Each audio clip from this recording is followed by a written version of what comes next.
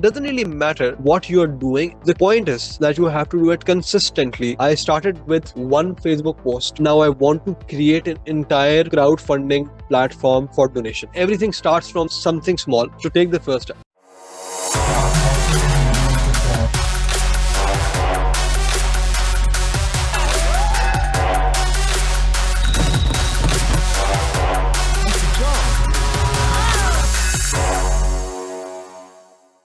Hello, everyone, and welcome back to Wiser Together. This is your host, Parmeet Kumar, with your co-host, Anas Pasha. Thank you, everyone, for joining us and being a part of this. We truly appreciate it, and keep supporting us in any way you can.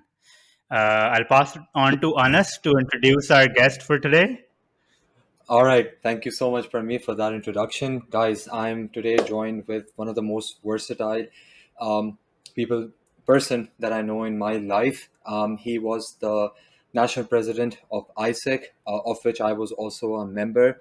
I had the privilege of working under him, with him, and with a lot of things. He's been involved with a lot of projects with the government of Pakistan. He is very well known in our circle for an amazing welfare initiative that he does by the name of Zariya, and also a very interesting startup by the name of Rabta, which we'll talk about with him. Today, joining me and Parmeet is Mr. Ali Bin Shaheen, also known as Abs. Over to you, Ali Bin Shaheen. Just give us a little introduction. Tell us how are you? What are you doing these days? Absolutely, absolutely. Thank you so much, Anna. Thank you so much, Parmeet, for having me, and really humbled by the introduction. And I think it's a great thing that what you guys are doing, bringing information forward to people of our generation and future generations itself. Just wanted to tell you the welfare initiative that I've started off. It's called and even though the word Zariya is very similar, but what at Zariya what we do is we are facilitators essentially of doing good, as I say. So and as far as Rapta is concerned, Rapta was a venture that I started focused on blue collar workers. But Amazing. So, now I'm Zaria, working with Amazing. another startup which is All based out right, of go the ahead. UK, Sorry. no, I and was just going to say, it basically like basically that. means to facilitate, right? Zaria basically means to Yes, facilitate. sir. I can tell Yeah, you, Yeah, I got confused because I always do this. I have a thing in with a me where I confuse two words with one. no, no, I completely understand. There's always like this issue Mhm. where people, because there are a lot of startups that are by that name, so people confuse Yeah. that startup as well. So then I have to tell them, hey, I'm not that startup. I'm the social initiative. So yeah, Well, right from the bat, as I said that I used to work with you in Isaac, and I know yeah, you from that time. And at that time, we were relatively, I mean, we still are young, but relatively, Unmarried. we were just like another phase of life. But we were now, unmarried. since Yes, exactly, and that's what I want to come on to, because yeah, before this podcast we had a pre-meet where we basically caught up, you, me, and Parmeet, and we basically talked about life and a lot of things, and we got to know a mm, lot of things about you as well that even I didn't know from the Isaac Ali Bin Shaheen. And of yeah, course, there's a major life update with you, where you're married and you also have a kid. Now, yeah. there's one thing that I was very interested, and was that you said that with kids, and I try to quote it and not butcher it, that I love my kids, but I just don't like them. So this is one thing what I want to understand, because you have such a diverse resume, such an impactful resume, and a person like you who's always involved with a lot of things and who's always trying to leave an impact on this world, and now having a kid. Where did this quote come from, and what was the context behind it? So essentially, this code is not for my kid, but this code is for me being a kid.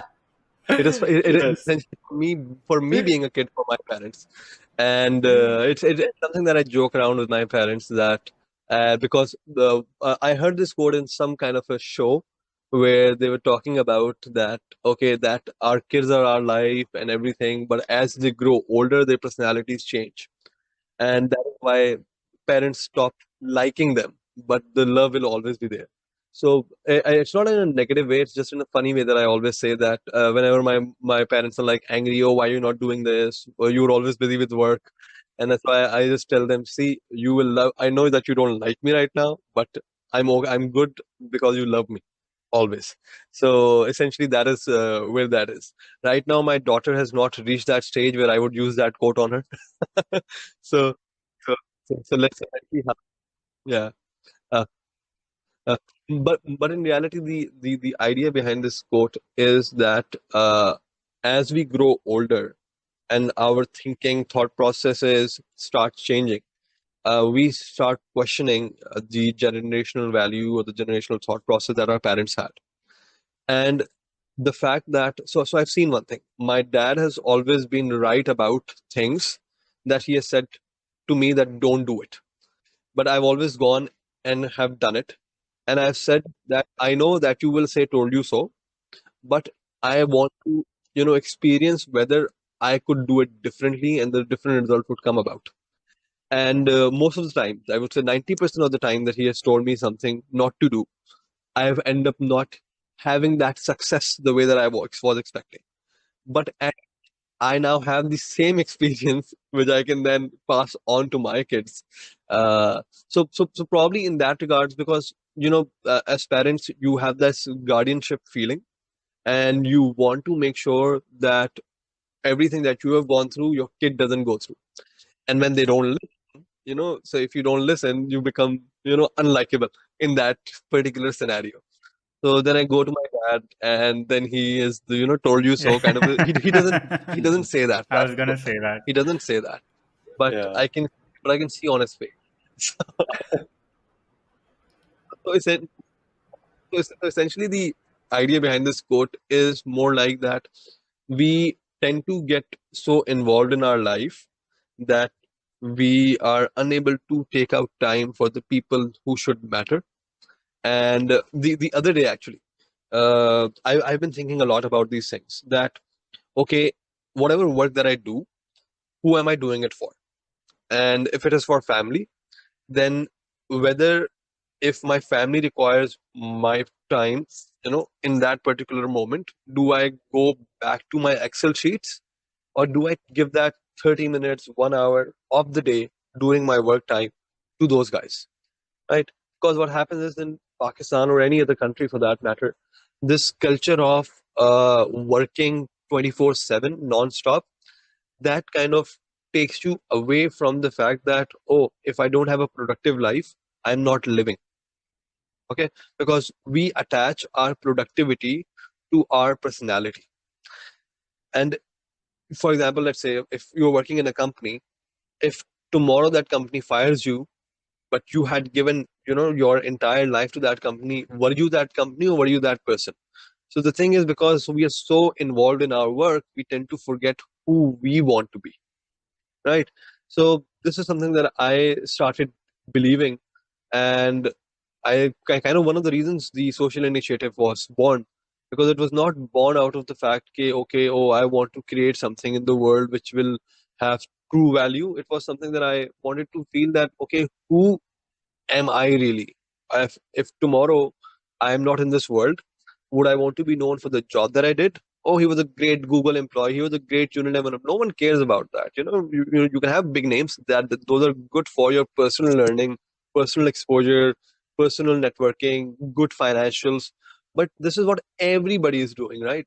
So what's the difference? The difference is finding something that you are passionate about, and it doesn't have to make you money, just by the way, because money helps you sustain your life. Okay, it doesn't let you it doesn't let you live, because you've seen a lot of people who have a lot of money, they're still unhappy because they have a life but they're not living it. So tomorrow, let's say if Anas wants to be like, hey, so this is something that I've been doing. I've been thinking about few questions for myself, which I'm calling my truth. What is my truth? Okay, so interestingly, last night around 4 a.m., I was writing down all my truth. And I am somebody who loves art, but I'm not an artist. So I do not have that understanding of how to create art. So, but I have a really good handwriting. So I thought, okay, what is the closest thing to art that I can do with the skill set that I have? So now I'm wanting to venture into calligraphy, right? So if tomorrow my calligraphy is not making any money, I'm okay with that. But I want to be really good at it because I want to be good at it. But that doesn't take me away from my time of working, because I am doing my work. Doesn't take me away from my time, from my family time. So so we need to kind of find something which would ground us without us feeling, oh, how do I monetize this? Because this hustle culture, oh, if you're good at this, let's monetize it, right? This monetization That's the uh, problem, yeah. so And people see your real intentions behind that. And if they just see that you're doing it for the sake of money, it yeah, doesn't convert in the right way. And obviously, like you said, yeah, money is only important to a certain extent. It can only facilitate your life to an extent where it can give you all the needs and wants that you want to fulfill, yeah, to be at a comfortable, sustainable, uh, in a position, sustainable position. But then after that, it's not gonna bring you any more peace or happiness. And I keep saying this again and again, and people keep refusing to accept this. But it's the fact of the matter is, you will not understand it unless you are there, so right? So everybody, yeah, coming to the failures, you know how your father used to tell you, like, even though he's told you he's gone through this and failed again, you went out to experience that for yourself again. So similarly, for people who don't understand, they need to experience it for themselves, that even if you have $1 billion in the bank, yeah. if you're sad, you're sad, right? You wouldn't care See, about the see, money. there's this concept of risk in Islam, and it's interesting because what it says is that this is how I kind of interpret it. That risk isn't how much money I have in the bank account. Risk is how much I can use or I have used. So let's say I have $1 million, but I'm not using it because I'm too busy working in a way, and I'm so engrossed. But you see, work is also, it depends if you are a very goal oriented person. If you are someone like Elon Musk, or someone like Steve Jobs, or someone like, so you're somebody who has a goal that wants to do something, then it makes sense that you involve yourself with your work. And I would say that those goal oriented people would need to be known for that. But everybody else around them, I feel they also need to find their own calling. You just can't be known for the job that you do, because that is predominantly uh, your day. But it, if tomorrow that job is over, what are you? Oh, I have a great Excel spreadsheet skill. So you know, some people like it. I don't deny it, and that is because they've not found their calling, which is okay. And not every calling has to be monetizable. So that's why I always find that calling. So I ask this question. So every time I have this, I meet somebody for the first time, I have this ice breaking question. If you were not doing a job, what would you do? And the answers are amazing, right? People who were HR heads in Nestle, and they're like, oh, I want to start a shoe factory. Some people are like, oh, I want to start the school for the blind. I want to start working for single mothers. So then I start realizing that all these people are not doing what they want to do because they're so focused in getting the job done, right? Which is not wrong. I am doing a job. I'm earning money. I need that money to sustain myself. I need that job to expose myself to different things which I might not be able to. But at the same time, when we are not working, we need to focus on things that we like. So if tomorrow this person who wants to open a shoe factory starts by building, customized shoes through a cobbler, that is the start. If this person who wants to open up a blind school, you can start with one kid. So somebody wants to help a single mother, start with one. So you have to start with the one. And even how Zariya kind of came out, and this is, I think, I was talking to you guys about, that Zariya was never a planned thing. Okay, it was completely organic in the sense that it started with a single post on Facebook. Do you quickly want to explain for viewers who don't know about Zaria what Zaria is Yeah, exactly? absolutely. So Zariya is this social initiative which focuses upon connecting and being a facilitator of the giver and the one who needs the giving, essentially. And we're focused on few different areas, like we focus on education, and we focus on health. We're focused on micropreneurship. This is something which I kind of coined. Micropreneurship is the concept of having small businesses. It can be as small as something which has been set up for under $200 or $300. And so, As long so as it can sustain their family, basically, of the you person. would have seen street hawkers setting up their small shops, or somebody who is Certainly. driving a rickshaw. So we're facilitating in giving them that bare minimum income, which they don't have to worry about, because jobs require a certain kind of skill set, and the audience that we're catering, they do not have that skill set. So we try to make them entrepreneurs, because they can then focus on doing that aspect of the business or aspect of their life, which kind of helps. So Zariya is focusing on these three things essentially: education, entrepreneurship, and the healthcare aspect. And So you have a group on Facebook, I believe, where you receive one-off cases from different sources. You verify them yeah, with your team, and then you obviously have a big network of people who trust you and trust you with their money, that you would be putting them in right causes. And absolutely. Anas has told me that every case goes by in an hour, in 2 hours, in 3 hours. It's something he was he was talking about it very passionately. And certainly, like, this is such a noble thing to do, especially in a country like Pakistan. Why do you think it's so important? Like, why do you do so much of charity? Why do you think it's important to you? So what I've started realizing was that when I did that one post, right, and all of a sudden a That's lot of, where it started, yeah, with that's, a single Facebook post. yeah, single phase. I was not thinking about anything. I was not thinking about, or divine intervention that would make me feel an epiphany, or this is my calling, right? It was just a friend came to me, whom I trust, Hmm. who works with a Yeah. lot of NGOs. He's like, Ali, this is this guy who is facing this issue. Can you post a case for me? So I posted the case, and all of a sudden I saw that people were sending me money to close the case. Then my friend, he started seeing, okay, I have a good network, so he started getting me more cases. And then I used to post, and then I realized, the as I was posting and the cases were getting closed, it was, so rather than looking at that metric of, okay, one case posted, one case closed, I was looking at what impact are we really creating in that person's life. Mm. Because there was Yeah. one theory that I've always believed in very, very strongly, and that started resonating with what I was doing, that you do not need to change the world. Okay, we have this notion that, oh, I want to change the world. You do not have to change the world. You need to change someone's world. If you do that, then you are essentially, making that impact. So I started looking at, okay, every time I was closing that case, I was changing their world. And look at it from that perspective, right? If somebody who does not have enough money to pay their rent, to get their ration for the month, so the entire world is collapsing because they can't eat, they can't live somewhere, they are unable to focus on work, they are unable to put their kids to education. Okay, if through the cases that we do, we provide them that security for that particular month, then they don't have to worry about these food and living issues. Then they can focus on, okay, how do I earn so that next month I don't have to go back and ask again. And that is how we kind of started thinking about, okay, how do we change someone's world. So it started with the post. So your question was, okay, why do I do it? Uh, Number one, Why it's important for you?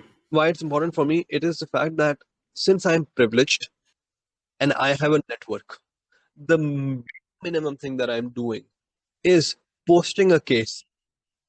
So if I'm not even doing that, I feel that what am I doing with my life, right? I'm not saying that I'm going out and setting up this entire Shaukat Khanam kind of institution. I'm just saying, what is the bare minimum that I can do that will change someone's life?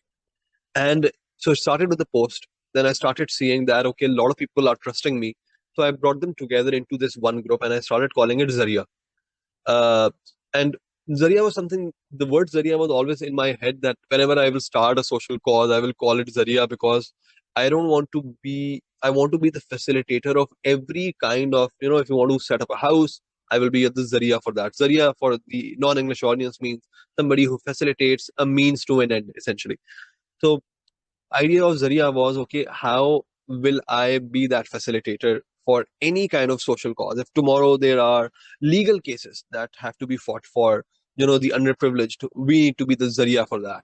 So that is how the So con- it's the sort of concept like of an Zariya. umbrella term that we can understand. When we're focusing on the donation aspect at the moment, because we are, as I said, right, we're not a conventional organization right now. Our teams are working remotely. We started with a Facebook group, which started with 40 people. Now we are 400 people across the globe. People Wow. who trust us, people who are looking to close cases. And what kind of made us different from a lot of other social welfare organizations was that people wanted to know what the case is about. So let's say Hmm. if I remember there were a few friends of mine whose parents had passed away because of cancer. So any cancer case that would come up, they would put up the money. So then there was this friend who was very much attached to, education. So he would be like, send me any education case. There were people who were like entrepreneurship. There were people who were like, okay, I need, this zakat oriented cases. So people had this thing in their mind that I believe in a cause and I want to be able to spend on that and I want to know exactly what impact is happening. Because usually, usually what happens is that when you go to the social welfare website, they're like, okay, put money in education, medical. So they have their categories, but they do not Hmm. disclose exactly to whom and The what end impact. consume. Yeah.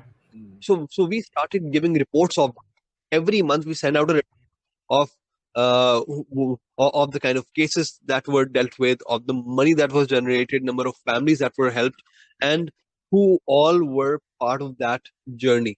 So they also feel good. Okay, probably I gave like 1,000 rupees, and the kids' education was 10,000 rupees. I contributed to 10% of their education. So that feeling, that is what I wanted to facilitate in my friends as well and in my network as well. That you just focus on giving the donation. I will focus on ensuring that the cases are verified, documented, the money reaches on time. And then I created a team that was doing that along with my. So I have a co-founder, as I would say, or a partner, Ali Imran. So he and I started this. So Ali is an execution champion. He looks after the operational side of things, and I look after the donation side of things. So then the team work started happening. Then now we have a team of 2 to 3 people who do our verification. We have partnerships with multiple organizations who are providing us subsidized facilities. So these are different things that we started doing. And as I said that it all started with the post. Started, as I said, it starts with the tweet. It starts with the hashtag. You never know what it can. Well, I mean, what you've done and what you've narrated so far is so commendable, and I believe people who will listen to this will also understand that, like, you don't need to create, like you said, like Shaukat Khan, like a very big organization to do this. But I just want to go off a tangent here, because in our pre-meet, while we were discussing, and I just want to inform our viewers that while Mr. Ali was doing this, he also had like a very big part of his life dedicated to his professional career life. Now, while you were being a beacon of light to a lot of people, right, helping and solving a lot of people's own world, you told us that because of COVID and because of government challenges, etc., your professional career also was attacked in a bit of a way. So I just want to understand the mentality here. What sort of a person puts or is putting other people's needs and wants equal to his as well?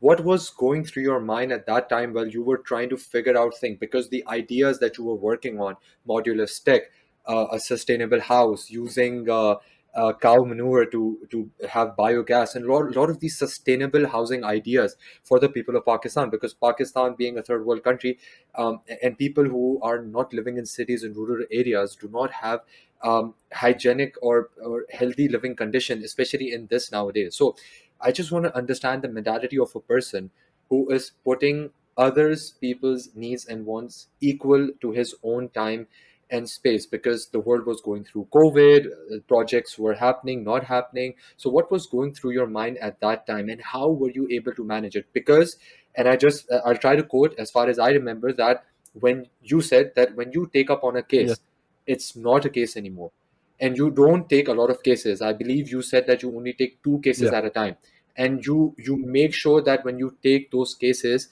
you put them to yeah, fruition. yeah. So I just want to understand your mindset here. So I would start with by answering the second part, that I've always been a believer of the quality aspect. I remember there was this, Ramzan drive where we had to give out ration to families. And so there was an option that we kind of, give half of the ration and give it to more families, or we give like the full set and we give it to half of the families that we were targeting. So I kind of decided that let's do full ration for half of the families that we are targeting.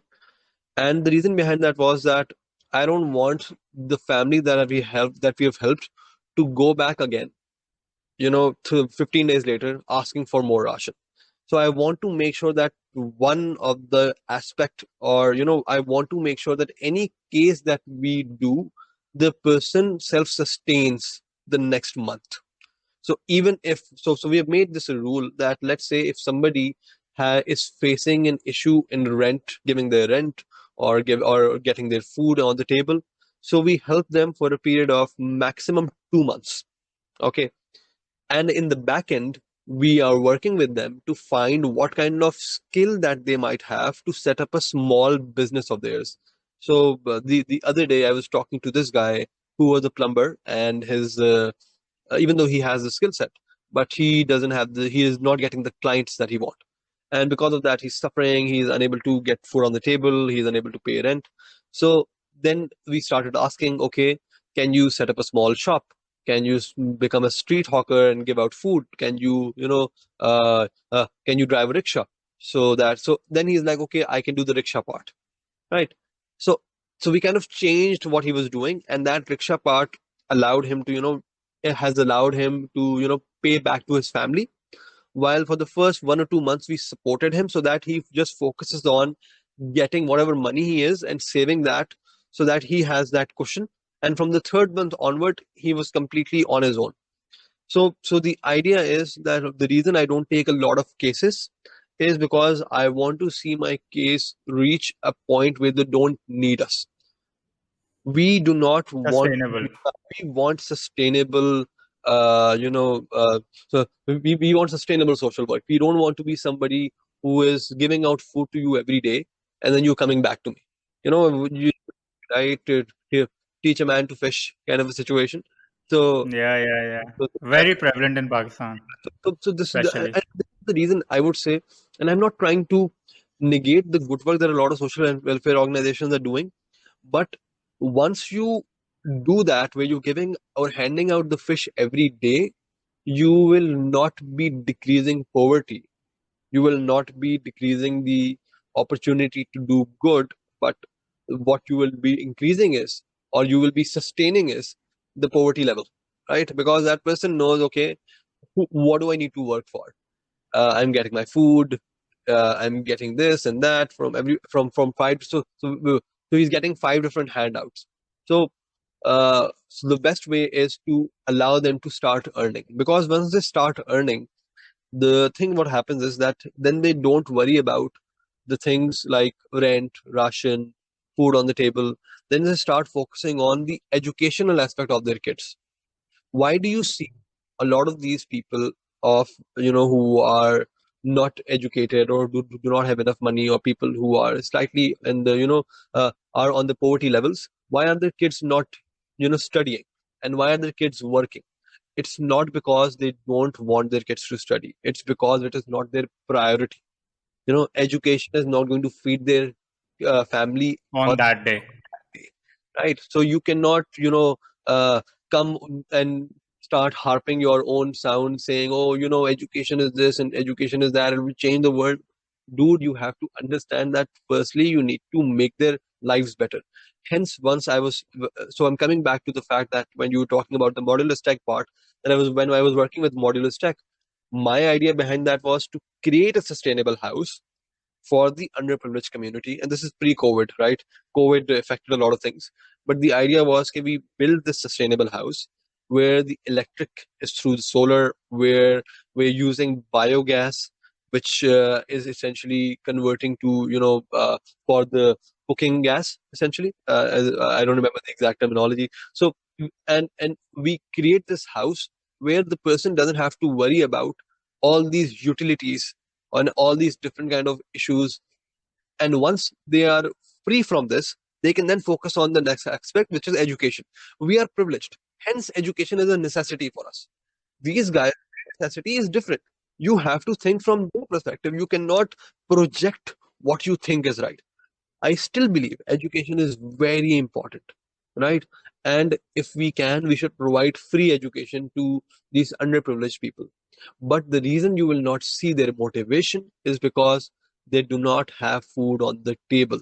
Now, either you can provide them that food, or you give them the ability to earn on their Enable own. them. Yeah. So I started focusing on the second aspect of it, that okay, because of the sustainable housing idea, because of COVID, since that idea did not go through, so I started looking at, okay, what is the fastest way of reaching my goal of giving the bare minimum to people who are living below minimum, right? So that was okay. So this person's family expenses for the month is 40,000. Okay, his skill sets match this particular kind of entrepreneurial venture. Okay, we will try fixing him in that. So now he's earning that 40,000. Okay, that is sustaining his family. Now his family can focus on the next thing, education, focus on other things.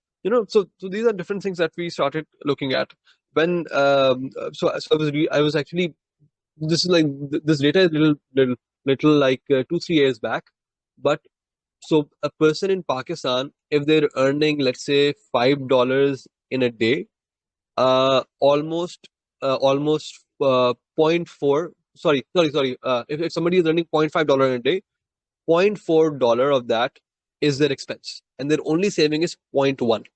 And God forbid, if some medical issue happens, that saving is no more. So these guys are already surviving on crumbs, right?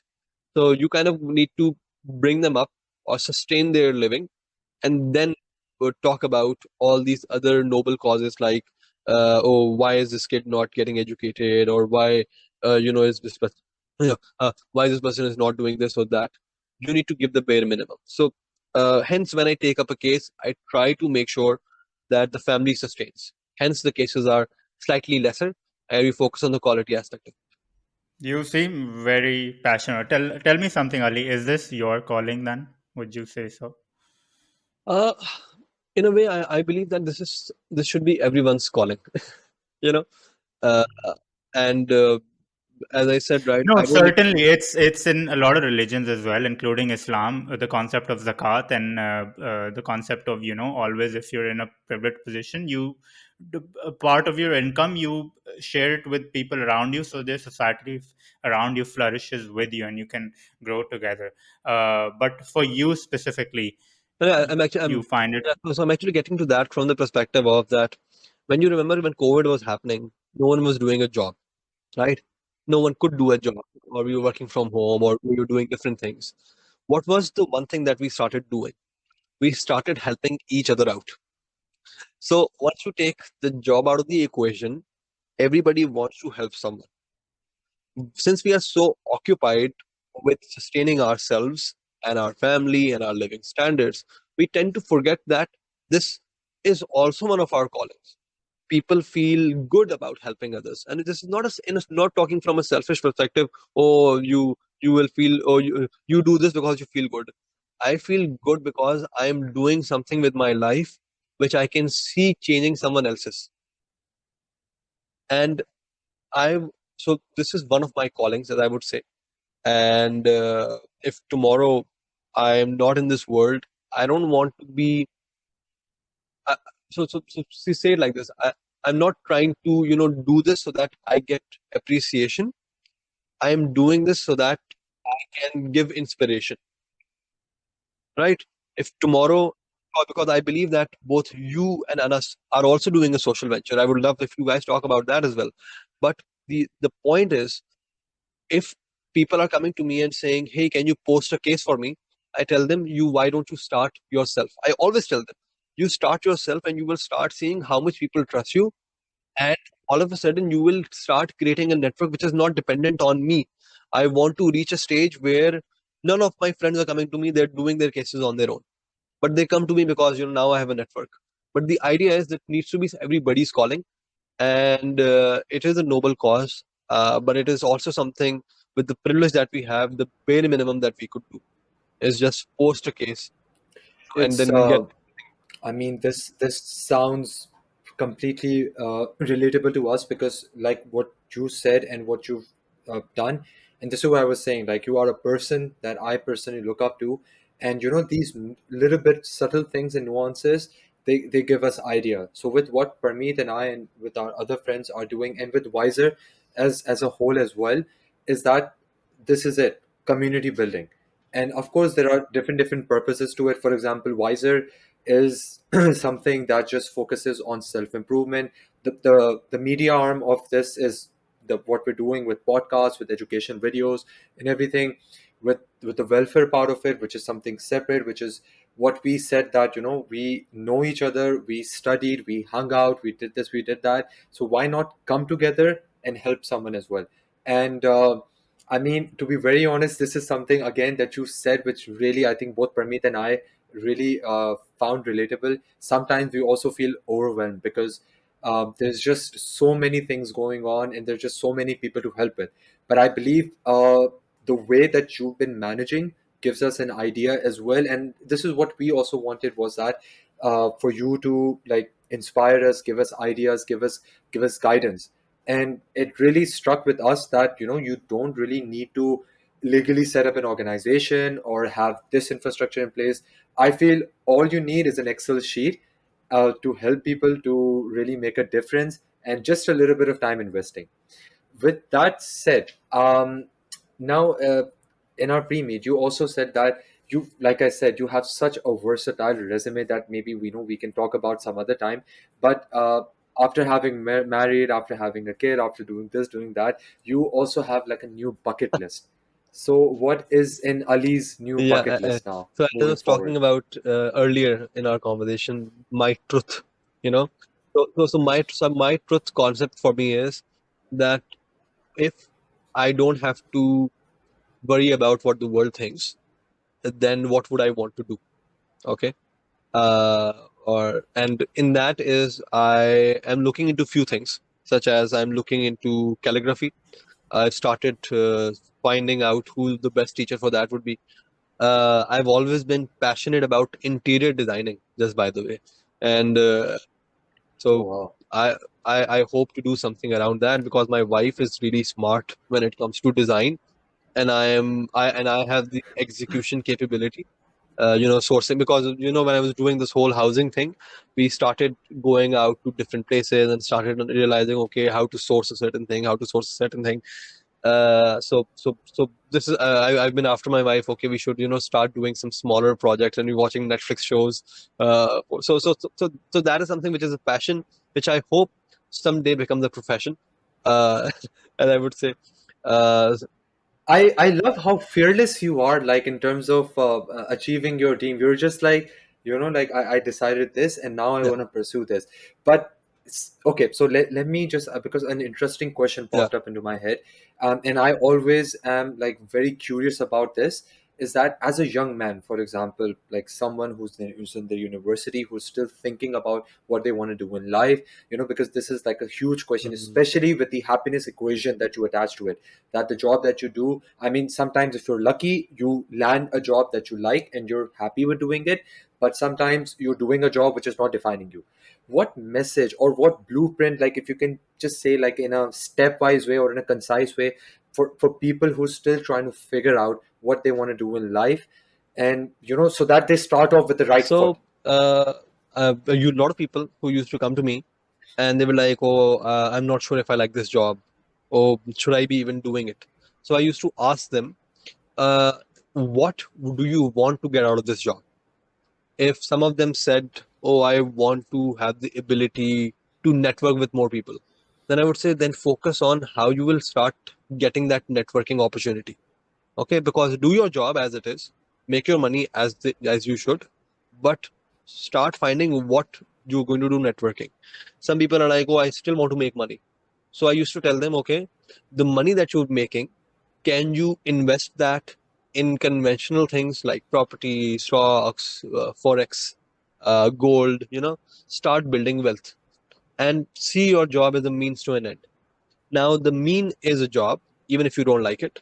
The end needs to be something which should motivate you at the end of the day. For me, right now, even, I would say that my job is a means to an end. Now, that end is something which is close to me, which is related to me, probably the ability to do more things that I want to do because I do not have to worry about the finances, right? So, you have to see, and as I said, you do not need to be defined by your job.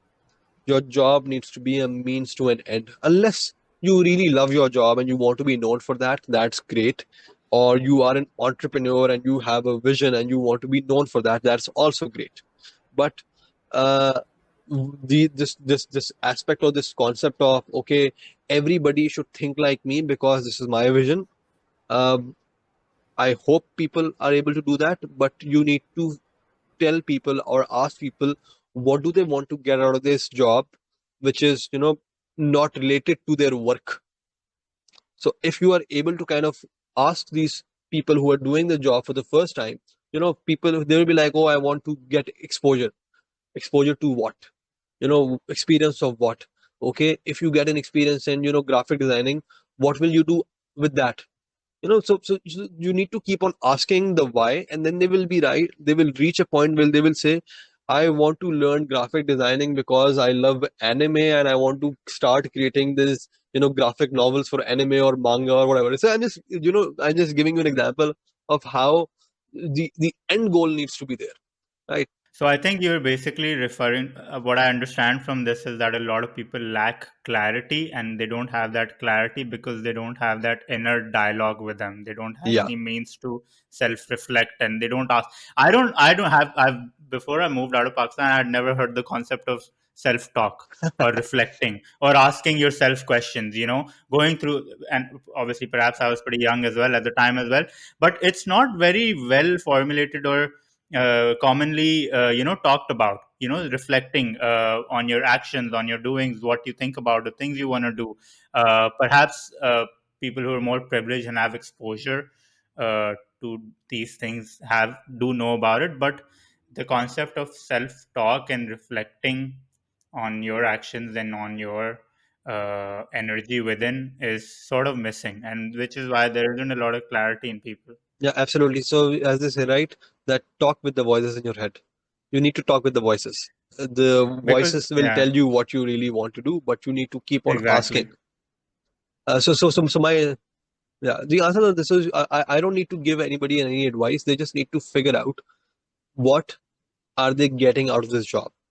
And it's okay if they want a title, it's okay if then they just need to stick with that aspect rather than finding solace. Oh, why is my job like, oh, they should find solace in their in the end goal rather than what they're doing if they're not happy with their job. If you're not happy with your job, then please find a new one. A lot of people also get a certain job to please other people, or I was just going to say uh, that, yeah, because society around them, or their parents as well, for that matter. So it just comes down to, I mean, it's okay doing a certain job to for money. It's okay doing a certain job for a specific purpose. It's just that know that it won't bring you happiness. Label it that. Know what. Don't live in denial. Right. Per me, I'll just add one thing here, because you see, like, this is what we were talking about, the community that we're building. We had a guest on our podcast, and she's my best friend, Kika, um, Francisca, and 5 months ago she had this idea. So basically, something tragic happened in her social life, which basically, she loves traveling. She used to travel before as well, but she never did it. But she got bound down to a 9 to 5 job, right?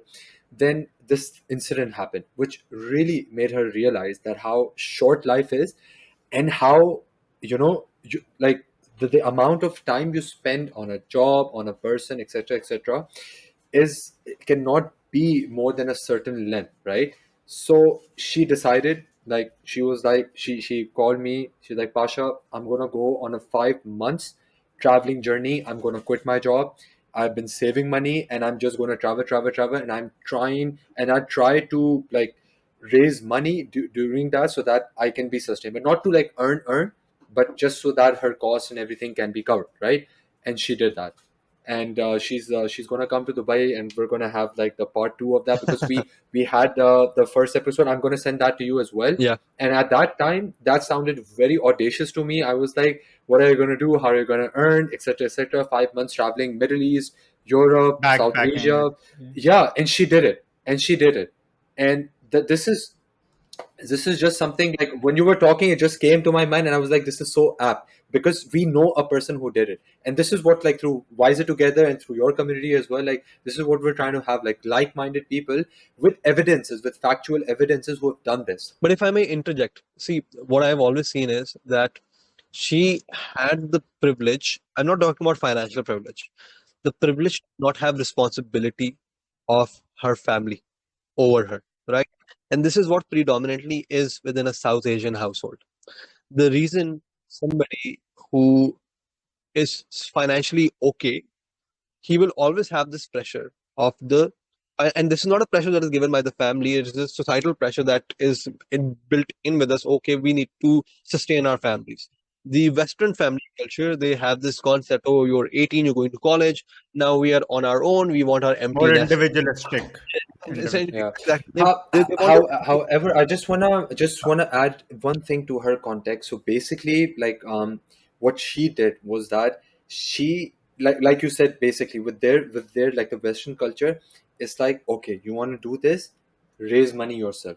So Kika, like, literally did waitress job, bartending, like volunteered this and that, and raised the entire wow, money herself. that's And amazing. I understand like that the purchase power parity plays comes into play here, rupee versus euro, blah blah blah. Hmm. But the idea, at least for me, what I wanted to point out, and this really inspired me, similar to what you did as well, like, if you really want to do something, like for example, you want to do calligraphy and everything, you just need to take the first step, like what Parmeet also says, like, just don't think about the mountain, take the first step, Hmm. and just go at it, and with time, like, things will happen. And during this journey, companies started approaching her for affiliate this and that, and during the middle of it, she started raising money. And she said, like, Pasha, like, to me, this entire time, what I realize is that you must follow your dreams. It will be scary, it will Yeah, be like this, but if you just follow your dreams, everything falls into place. it's worth it. It's worth it, absolutely. And the fact that, Yeah.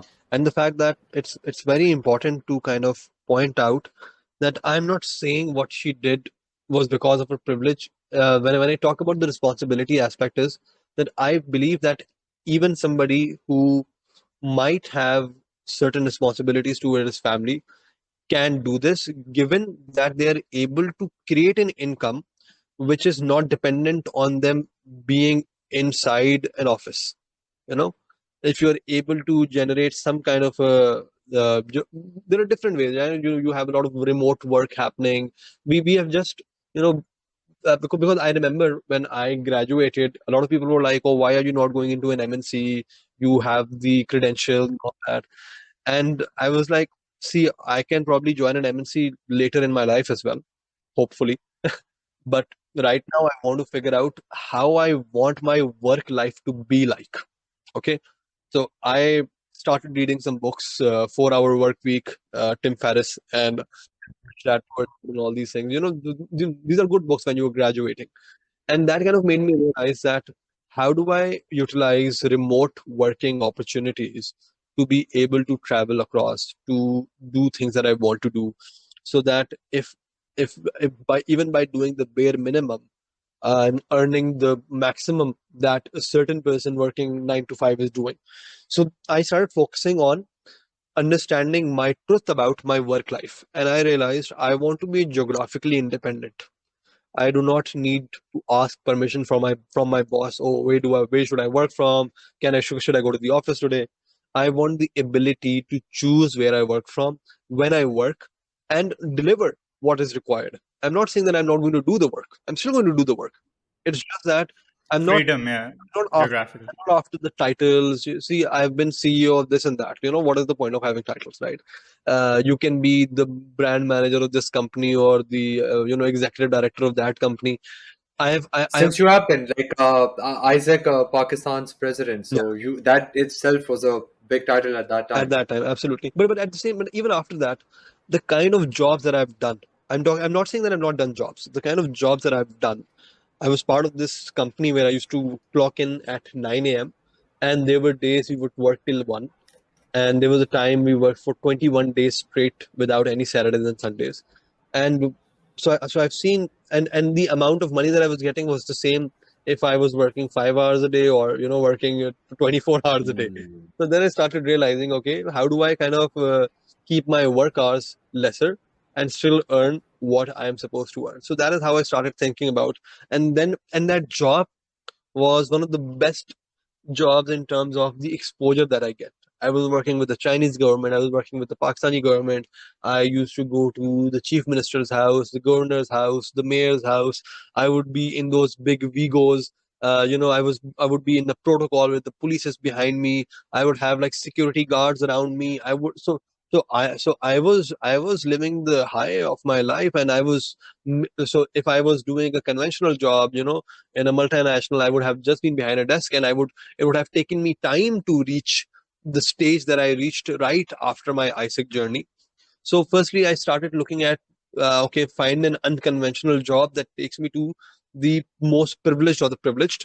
And so once I saw that high, I realized this is not I want, not what I want. Okay, Wow. what I want is that right now I am dependent on my boss's ability and his wealth and his influence to get me access to these different places. What I want to do is build this for myself. Okay, and to build that for myself, it can't happen in a conventional job. So I started doing unconventional things and started learning unconventional things, and the skill set was the same. I was still doing sales, but my industries were different. So, so, so probably an advice that I would give to people, that, as you said, was that in terms of when you're looking for a job, firstly see what skill set you are bringing, and if that skill set can be improved and applied multiple places. And once you are in that job, figure out why are you doing that job. If it's for the money, then think about how you will quadruple that money. If it's for the network, think about how you will quadruple that network. If it is for your personal skill learning, the other day a friend of mine was like, okay, I'm doing this job where I know that I'm not earning a lot of money, but I'm learning a lot of things. So I told him, see, if you plan to leave this job, think of this 1 year journey within the job where they're paying you to learn. You know, you are so think of it as 1 year where you are getting not enough money, but at least you are learning. Because then when you shift to the next thing, you will be earning more, and you wouldn't have to worry about, oh, do I have the skill set to do this task or not. So there are different ways of thinking about how to focus on what you want to do. But I think this is a question we need to ask ourselves: what is our truth? And if we ask that, then you start aligning, rather than saying, "Oh, I want to be an entrepreneur." Probably figure out why do you want to be an entrepreneur. Okay. I would also say that that answer you will find within you, not around you. Yeah. People often focus on what their parents are saying, what their friends are saying, what they hear on TV, listen to some podcast. Oh, he has made money, he's done this, that. Yeah. And that overall kind of makes up their opinion, right? It's not Yeah. coming from within. They've never had time to self reflect and, have that self talk within themselves, invested time to find that answer. It'll only come from within, and that will be the answer that will satisfy you the most, because that is your own See, creation, right? It's not coming from outside. see, the single biggest factor that kind of stops us from pursuing our dreams is money, right? Then comes the aspect of, oh, I have studied so much or I've How worked do you so say much. that? Why is money the Yeah. biggest? Because see, if tomorrow I give you all the money in the world, will you do a job? You will pursue your Mm, passion, right? Will you care about what people think, I'm pursuing my passion right? anyway, but Yeah, like for it's a conventional No, person, I understand. I get you. no, Yeah, yeah. no, no, yeah, yeah. but what I mean to say is that if you're able to reach the, if you're able to earn some way that you are reaching your target, and every time you need to increase your target, you have to improve your standard of living. Probably you're earning $500 right now, so you need to first reach that from some way which does not bound you. then your target needs to improve, then your target needs to improve. There are 10,000 different jobs. I was talking to my cousin the other day. He is a part of the Gen Z, and I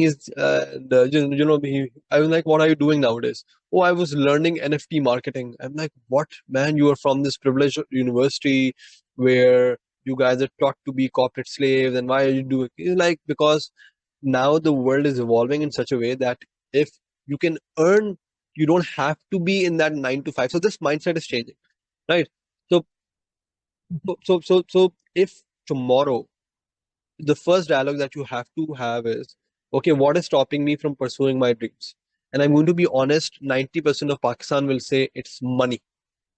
Okay, you can talk about passion and will and everything, But but I would also say a lot of people don't even know what they haven't dreamt. hence I believe hence hence if you, hence your aspect yeah, question comes, right? yeah. Hence your point comes that firstly you have to have that inner dialogue.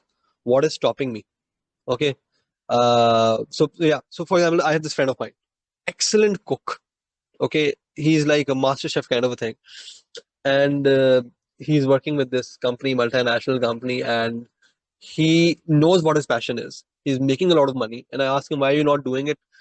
I want to make some money. I'm still not sure if I want to do and it's not like that he's worried about money, right?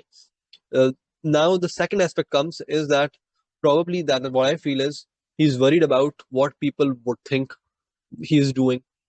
So even if you're talking about they've not dreamt about it, those who have dreamt about it worry about the perception. So that was my second point. So money is one aspect. If money is out of the equation, then the perception aspect is the second part, right? So this is also one more thing that kind of stops us because Another thing that I'm just going to add, because this is relatable to me, and I think for whoever is listening, it may benefit them if they are in the similar stage as I am. I also work 9 to 5. Sometimes it's 8 to 6 or 8 to 8 as well. However, now I have made a commitment. This is the inner dialogue that I have. I have some certain goals and aspiration that I've set for myself, and of course, yes, the job that I do, I I enjoy doing it. I'm not going to lie, because if I am doing something 8 to 8, I enjoy doing it. And I would say at start it wasn't like so, but I've grown to like something. Maybe it is because of the mindset that I've established, that if I do take on something, I just embody it. There's a symbiosis going on. However, at the same time, I also have Visor together. So for me, now what I've started doing is that yes, I there was a money thing, now that is solved. Perception thing, that is solved. Then the energy point came as well. The energy time, or you can say there are 24 hours in a day, that sort of a time came. So for me, everything became ROI. Prioritization. Yes, prioritization, but as well as ROI. I Yeah. started living, breathing, obsessing about myself as well, and the things that I want to do. I heard this quote from Jim Rohn, which was that you should work harder on yourself than your job. So for me, it became whatever I eat, the people that I talk to, the air that I breathe, how I take care of my body, everything became ROI. And I've seen this. If I do not get enough sleep, one thing or the other gets affected. Either Wiser Together gets affected or my job gets affected. The food that I ate, it commanded like the energy levels that I would have the next day, or the other thing. So I knew that if I have things to take care of, if I have a dream, where for example where it's Wiser Together, where it's we're pursuing our passion to spread this word, to help people win, to help people become better versions of ourselves. I embodied that. I made sure that my schedule, my food, everything that surrounded it just complements it. And I feel this is one thing that yes, once people take care of the money part, then once people take care of the perception part, then they lack, and they start saying, the oh, I energy didn't part. get the time. Yeah, the Yes, energy I didn't part. get the time and energy. And because like trust me, like this is my weekend, but we had this podcast today, and then we have a podcast tomorrow at AM, and we've been doing this consistently for the past 8 months without any fail. We wake up with my meeting with him, we're doing it at 4:30 in the morning, sometime he's doing at 9 p.m., because this is what we want to do. We're obsessed about it, and like you said, so I just wanted to put this out there, that if you have something, then it can't be that you're just thinking about it. Your entire environment needs to complement it. Otherwise, you will just be sitting there and thinking, where did the time go? And I think you have really hit the nail. And because even if you solve money, perception, the third aspect is energy, and energy is taking out time to have that inner dialogue, as Parmeet said. And the reason we don't even do that inner dialogue is because we are so consumed with our work, and we want to segment. We want to give our time to the other segments of our life, which are like, okay, social life and personal life. Because And we think that's more important. People really do not understand the importance and the sheer profoundness of inner dialogue. The most important voice you're going to hear from anyone in the world is from your own mind. If you could change the voice here, you can change so so everything so so, around. so I'll tell you what I started doing for that, right? Because I hope we have time, but um, um, what I started doing was that I stopped having a routine. Okay, I would be like, okay, I wake up at 6, you do this, do that, do this. So I started segmenting my life. I sat one day and I was like, what are the different segments of my life? So one segment of my life is spiritual. How do I be close to God? Second segment of my life is physical. What do I eat? The exercises that I do. Third aspect of my life was academic. What things am I learning? Professional. What work am I doing? Social. What causes I am, investing my energy towards? What kind of social work I'm doing? So when and as I was starting to, segment this life, I realized I do not need to follow a conventional routine where I'm doing all these things. I just need to make a checklist that today if I didn't do half an hour of exercise, I did 10 minutes of it. Okay, at least I've checked on that segment. So you need to stop, because what happens is when you give people a routine, or the issue is, I woke up late, or that's, oh, I won't be able to go to the gym today, right? Oh, I don't have time today to read the book because my time was from 7 a.m. to 7:30 a.m., right?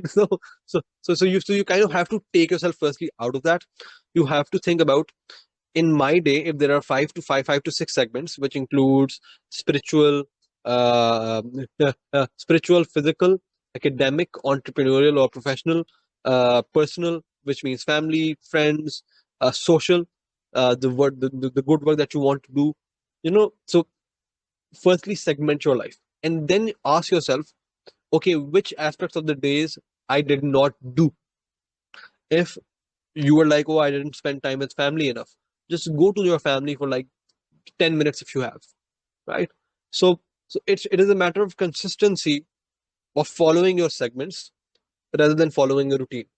Once you start doing that, then the first aspect is that you start controlling your narrative. Okay, now you have controlled the narrative which you are already living. I'm not saying to change anything. Okay, control the narrative that you're already living. Then when you start having this control, you start feeling good. Okay, I'm doing all six things. Okay, five things are not. So there are times when my professional career is not doing good, but then I go back to, yeah, at least I prayed today. So that kind of gives me that, oh, at least I read this book today, at least I did my exercise today. Now my life, now since I am dividing it into segments, if one thing is going wrong, I just go back to the other five to give me that peace of mind, or Very nice. ground me, to not Hmm. take away that pressure, to not put that pressure on me that I am not good enough, right? So, Yeah. so the first aspect is segment your life, take Yeah. control of that narrative, and then once you have that control, once you have that satisfaction that you are doing something consistently on yourself, then you should spend every weekend. This is what I do, by the way.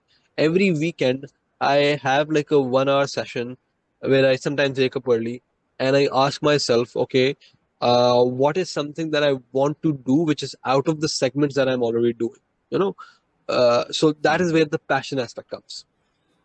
So my segments will always remain regardless of what my passion is, because those segments are something which I'm giving to other people, my work life, my family life, and something that I'm giving to myself, my physical health, my spiritual, and all that. Spiritual. Yeah. Yeah. But I, yeah, so yeah. so so this is how I see, probably, that way that you can come out of that thinking of a fixed mindset. Segment what The, you already know, change, control the narrative, then change the narrative. So these are the 3 steps that That's quite interesting that it's worked for you, and I'm sure that you had to go through certain iterations to get to yeah, this point. yeah, yeah. So my understanding is, personally, for me, routine works. They're excellent for me. I can't if I don't plan. I see myself like fumbling, going here and there. I am a big personally for me, like the night before, I write down every little thing that I'll do the next day, the time I'll do it, how I'll do it, what that process will look like. I also go to the extent of closing my eyes and visualizing it for 10 minutes every night before I sleep. That just so when I wake up tomorrow, there's no if, buts, and maybes. I'm just at it. There's no Because you are disciplined. no, Talking so about that's what I'm saying. is If you positive. have the willingness, See, you'll find a way to get that thing done for yourself, like in your way or in my way, in Anas's way, or you'll find your own way, whatever works for you, of course. it's essentially the idea is that somebody who is not disciplined, what is the bare minimum that he should do? So interestingly, it's not like that I still follow a routine. I have my 6 a.m., 7 a.m., but with the day that I'm not able to, then I just go back to the segments. Hey, did I complete all my segments? Is my checklist complete? Okay, my checklist for the day. Oh, I didn't do this. I didn't do that. Okay, let's do more tomorrow. If I'm not doing it, and I don't force it on myself. If there are days when I'm not going to the gym, okay, it's okay.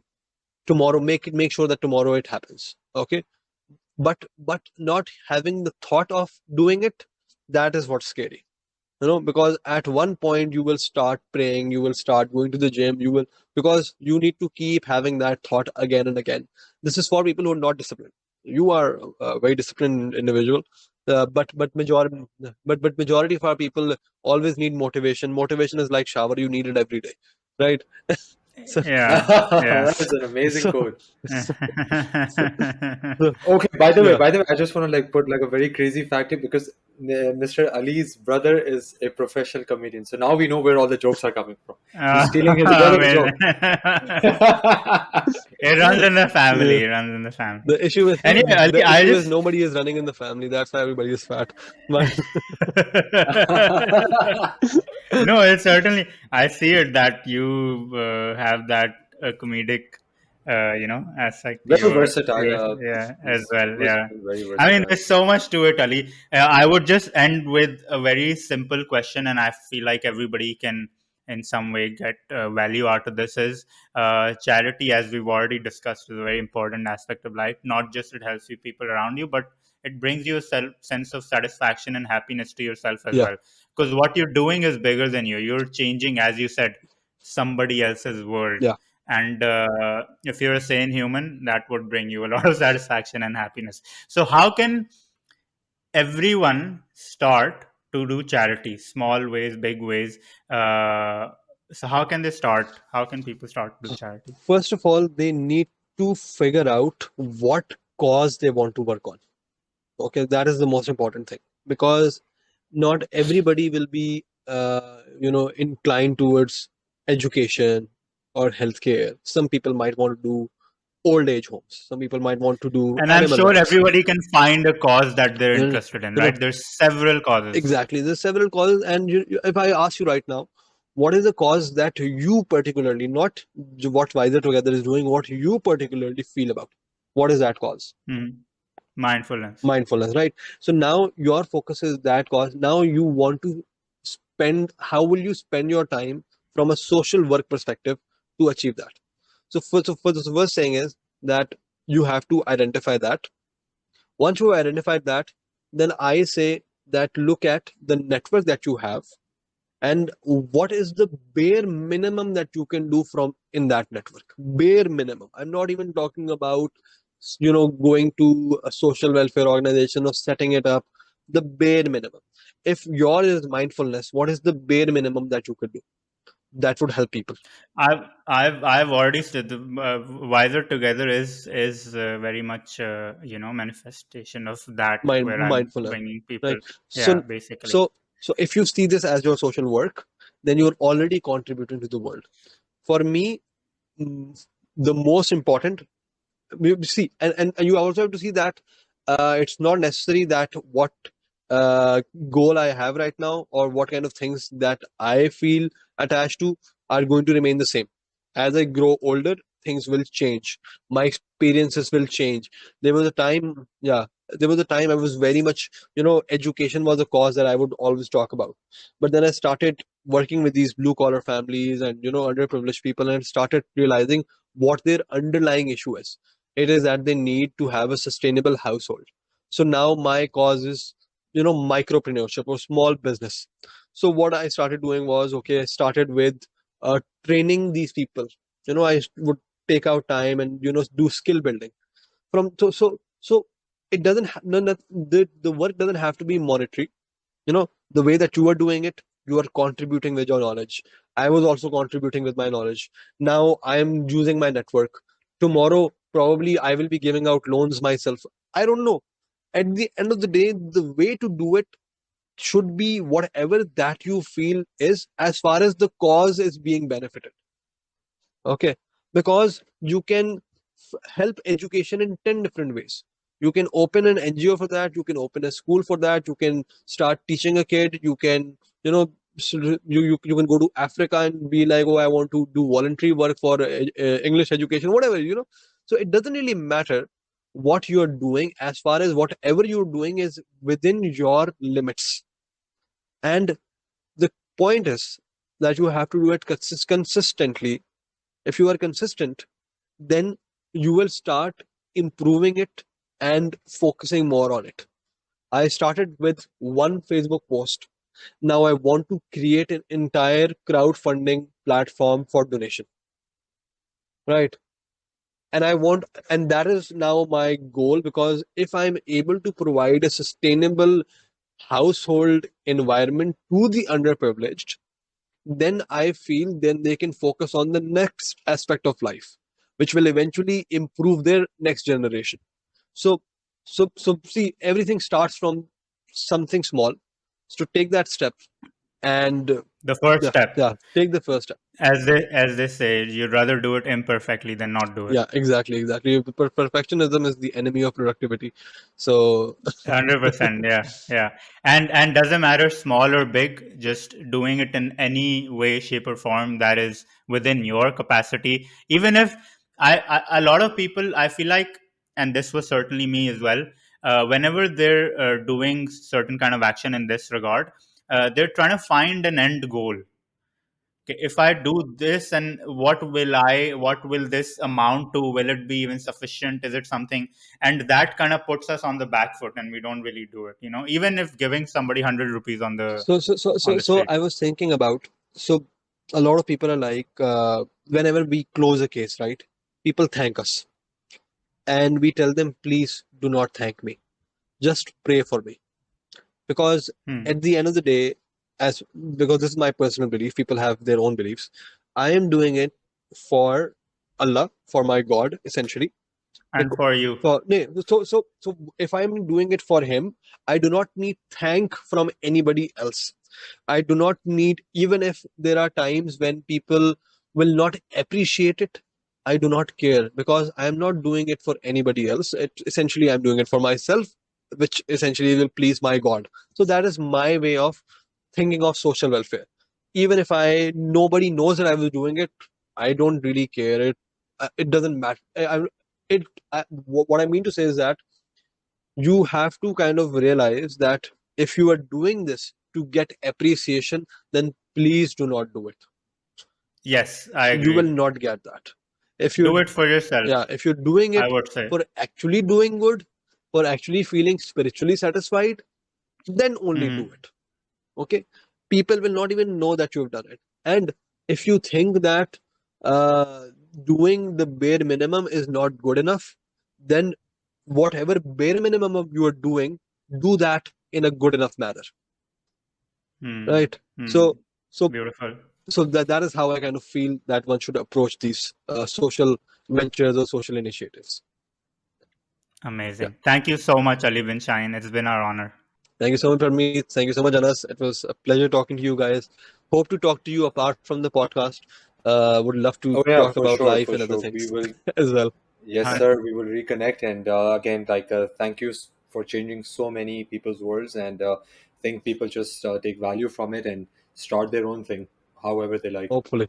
This is Hopefully, what we hopefully. say. Thank you Even so if much, this guys. podcast can get one person to start something of their own and make charity and change one person's life, right? If we do go from one to one to one to one, it's only a matter of time where we, the growth will be compounding and exponential, and it's Yeah, only a matter of time where we reach everyone. So all you got to do is change one person's world, as you said. So yeah. we'll conclude with that. Thank you so much, and thank you to everyone who's been with us, viewing, listening. Please support us in any way you can, and we will see you next Sunday. Thank you. Bye bye. Take care, Ciao. guys.